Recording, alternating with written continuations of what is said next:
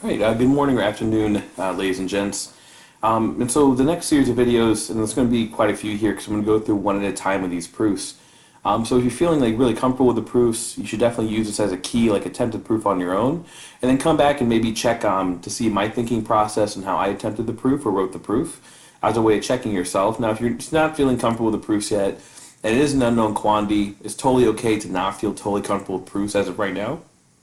You can definitely kind of follow along, write these proofs with me, and get a sense of my thinking process as I go. And so I'm going to try to do like the analysis out loud, just like I would in class. Then I kind of have the statement of intent and already written, and then we'll jump right into the proof body. And what you're going to see as you kind of progress along with these proofs, they're going to get substantially more difficult, but also there's going to be different types of proofs that we're going to write. Not just proving triangles are congruent and trying to geometrically understand a diagram, but you're going to see quite a bit of algebra mixed in and algebraic thinking processes that are going to help us build equations, and ultimately that's the form of proof that we have to be comfortable with too. All right, so this is the second one. I believe this is the alternate interior angle theorem, the one that occurs on the same page. And so you should always start these by first like reviewing the concept on the left-hand side of the page, because we're going to be using that concept in the proof at right.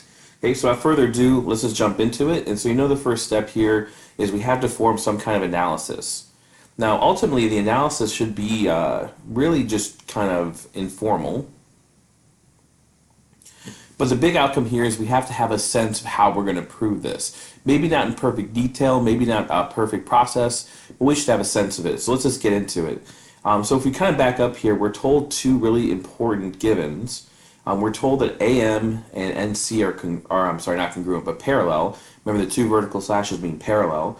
And so AM, which is this guy right here, okay, and NC, which is his counterpart on the bottom, are parallel. And we should go ahead and mark those in the diagram. Remember the chevrons show that they're parallel. Switching colors here to maybe stay a little consistent on the colors. AN and MC are also congruent. So it's going to be this line here, and I'll kind of shift that one around a little bit. Maybe. Nope. Alright, so AN and MC are also parallel, and we'll mark those differently with two chevrons. And that's really all we have to go on. And so this is, like I said, the second kind of level of difficulty of proof, where we're not given a direct pathway and not given a bunch of given like congruencies of angles and sides, and so we have to use these properties to our advantage to figure out what's going on. Now, the thing that strikes me is we're also given this other line, which is right here through the center. And I'm going to overdraw this. I'm going to draw in a big auxiliary line here, the one in purple, because what I see in this is that the purple line transverses or serves as a transversal for the green lines, but also the red lines. Which again is going to create some angles. As soon as we have parallel lines, in your head you should be thinking, I have angles somewhere. And in this case, we're going to be actually given two sets of angles. So backing up to the green one, let me draw this line just a little bit thicker. I'm going to overdraw using the auxiliary line here, this AM line, and also this NC line.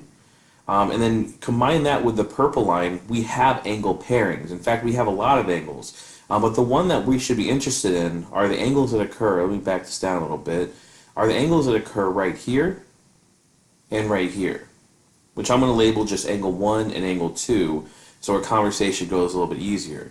Now, sometimes in a diagram that's complicated, it's pretty difficult to see what angle pairings these are, but these are interesting to me because they occur inside of the triangles.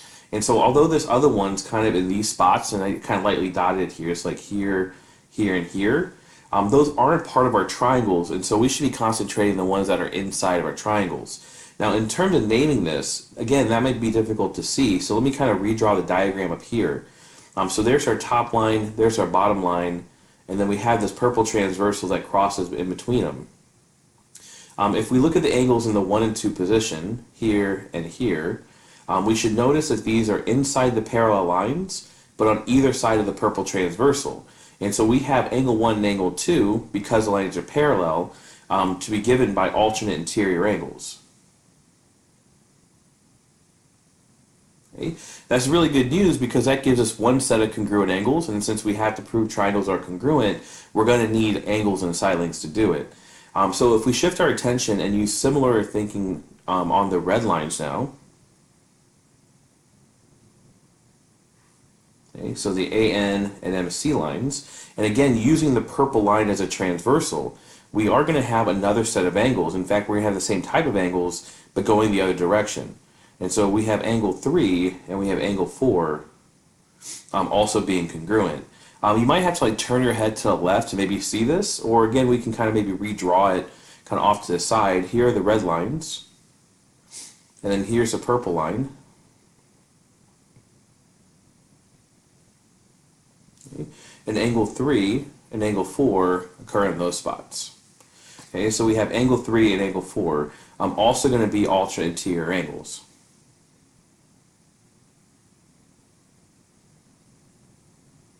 Okay, so we're pretty darn close to having triangle congruency. We're almost at one of our shortcuts. For our upper triangle and our lower triangle, we do have two sets of angles. And so that means we're pretty darn close to meaning angle, angle, side, or possibly angle, side, angle. Okay, well, angle, angle, side, although it might be nice, we don't actually have much side information for the red and green lines. So we may suspect that they're congruent, but we have no way to actually prove they're congruent. But we do have hope for this purple line right here in the middle. For the upper triangle and the lower triangle, and just to be clear, when I say upper and lower triangle, I'm talking about the yellow triangle, and I'm talking about, let's say blue triangle. For the yellow triangle and the blue triangle, we do have this purple line that divides them. This purple line is shared, and so if you recall from your notes or from your memory, since the purple line is shared between the yellow and blue triangles, we can say it's congruent to itself by the reflexive property.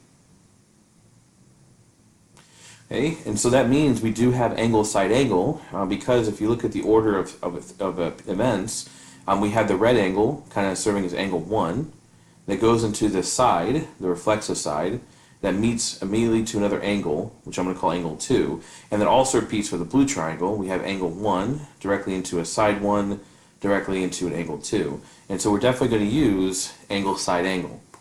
And so to review our plan, to prove the yellow and blue triangles are congruent, triangle NAM and triangle MCN, we're going to use, in this case, angle side angle, the shortcut. To meet that shortcut, well, we have to take advantage of the fact that we're given parallel lines, using alternate interior angles and the reflexive property in order to prove angle side angle exists. And so that's what obviously our statement of intent should be. So I would pause the video, take a stab at writing this statement of intent, and then come back, and I'm about to reveal it, and see how closely yours resembles mine. Okay, so go ahead and give that a try. Okay, so assuming that you did as asked, so here's my statement of intent. Just as we talked about, to prove NAM, which is the upper triangle yellow, is congruent to the lower triangle blue, MCN, I will show the ASA shortcut. To meet ASA, I will use the fact that I have parallel lines that gives alternate interior angles and the reflexive property for the side length. Okay, and so in the proof body itself, to me, this is just screaming for a flow proof. ASA, let's set that up. So we have angle, side angle.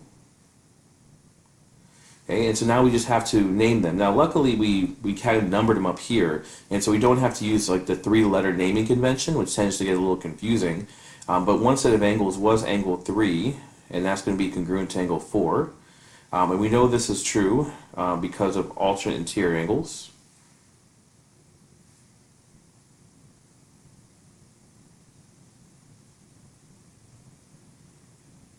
Okay. I'm going to skip to the other side because we kind of had those pre-set up anyway. We had angle 1 and angle 2, also congruent. It's for the same reason, alternate interior angles.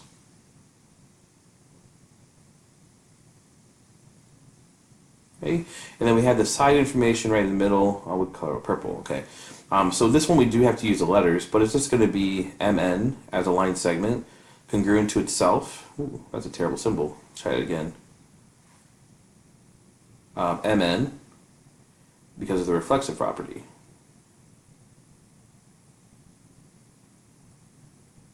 Okay, so we said in our statement of intent we're going to show the triangles are congruent by showing that we do have ASA. We just did that because we identified the parts And so if we bring this information together, we combine the angle side angle. That gives us that triangle NAM, part of original statement, is congruent to the other triangle, MCN, and that's by the angle side angle triangle congruency theorem. Okay, and so that's going to be our first proof. Okay, so again, a little bit more difficult, but that's kind of to be expected. The difficulty's got to ramp up a little bit. So I would also note that this is going to be a very, very, very, very, very, very, very common proof in terms of testing, not just for me, but also for like ACT, also like finals.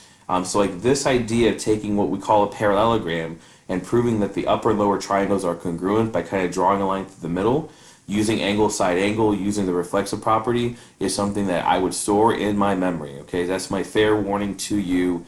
Hint, hint, nudge, nudge, as we're getting closer and closer to the test. All right, so that's that proof. Certainly you should practice that a couple times to kind of understand the thinking behind it before you move on to the next proof. All right, thank you.